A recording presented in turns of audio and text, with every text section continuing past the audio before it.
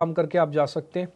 इस पूरी भीड़ भाड़ शोर शराबे के अंदर कि बाज़ार गिर रहा है, ये ले लो, वो ले लो, फलाना ले लो, ये कर दो, वो कर दो, लोग अपनी मुश्किलों से इतने मुश्किल है, ऊपर से और ये क्योस हो जाता है मार्केट के अंदर।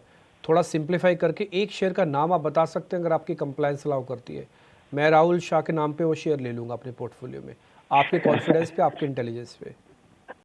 तो मेरे ख्याल से देखो, बाजार में दो तीन चीज हो रही है, तो I just sum up with that. एक है आपका जहां पे सेल ऑफ हो रही है, तो जहां वैल्यूएशन कंफर्ट नहीं है, तो वो मेरे ख्याल से गिरावट देखने को मिली है। और ये क्वार्टर के अंदर जो है जहां पे नतीजे आए, तो मेरे ख्याल से काफी हद तक very few large caps names के अंदर नतीजे ठीक ठाक आए। और मेरे ख्याल से उसमें से जो हमें पसंद है वो है स्टेट बैंक ऑफ इंडिया। तो मेरे ख्याल से कंफर्ट लार्ज कैप्स में रहेगा और लार्ज कैप पीएसयू बैंक्स में भी रहेगा। और मेरे ख्याल से सबसे ज्यादा कंफर्ट बैंक्स के अंदर आना चाहिए, प्राइवेट्स और पीएसयू में। तो मुझे ये लगता है कि स्टेट बैंक ऑफ इंडिया यहाँ से लिया जा सकता है, ऐसा मेरा मानना है।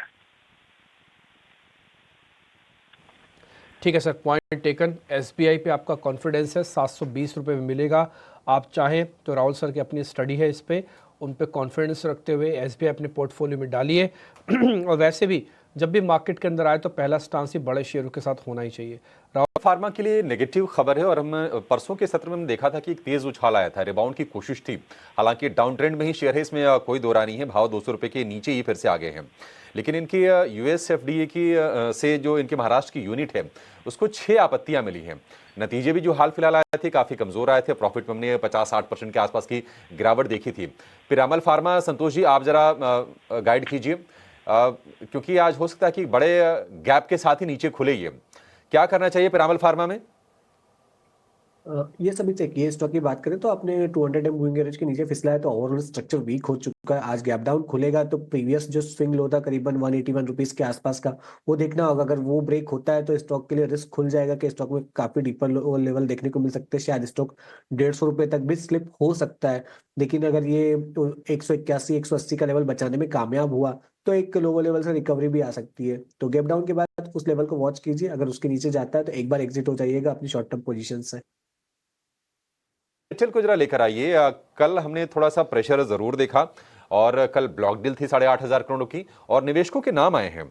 इस ब्लॉक डील में जीक्यूजी पार्टनर ने स्टेक लिया है, फिडेलिटी इन्वेस्टमेंट ने हिस्सेदारी खरीदी है और चार्ट्स के लिहाज से भी हमने पिछले हफ्ते में देखा है कि लगातार ये शेयर रेकमेंड हो रहा था। संतोष जी आप भारतीय एयरटेल का जरा चार्ट देख के बताइए, क्या टारगेट्स आप देख रहे हैं और क्या इसमें खरीदारी करनी है?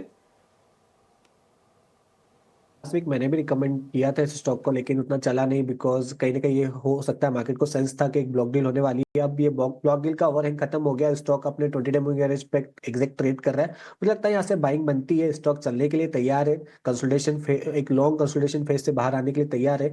तो आप चाहे तो कल का लो जो 1655 का है उसका स्टॉप लॉस लगाकर एक बाइंग साइड ट्रेड ले सकते हो, क्योंकि अगर स्टॉक चला तो मुझे लगता है जो पुराने स्विंग हाई थे करीबन 1775 रुपए के आसपास के, वो बहुत जल्दी देखने को मिल जाएंगे।